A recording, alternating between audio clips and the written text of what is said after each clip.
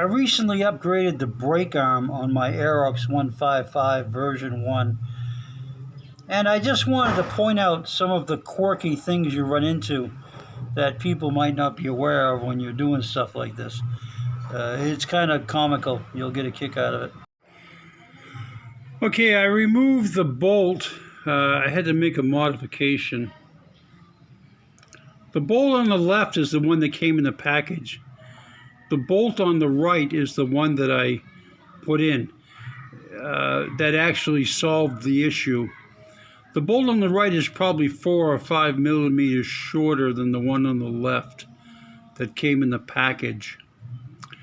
If you use the one that comes in the package, when you screw it in, the brake arm locks up because it's too long. So I happen to have another bolt that was slightly shorter, so I just screwed it in and it worked just fine. Now I could have ground down and shortened the bolt that came in the package, but I decided that I already had a bolt that functioned correctly, so I just used that.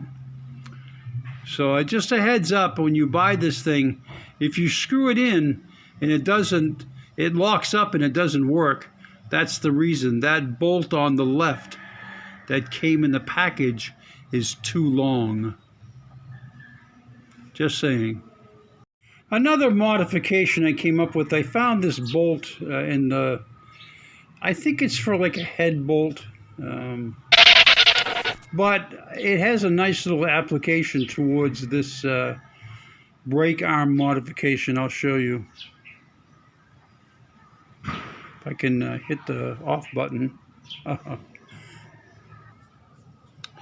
Okay, to dress up this part right here, I'm going to use the nut to dress it up. Now, I need to find I think it's maybe a 30 or 31 millimeter wrench, and then this is a 10 millimeter wrench, to lock them so they won't come apart. But it dresses it up pretty nice. It looks a lot better than just the threads hanging out there.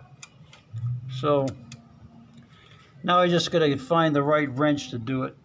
So that's the other little upgrade. So thanks for watching my video. Like my video, and don't be afraid to do stuff like this. It's actually pretty fun. So take it easy. Bye-bye.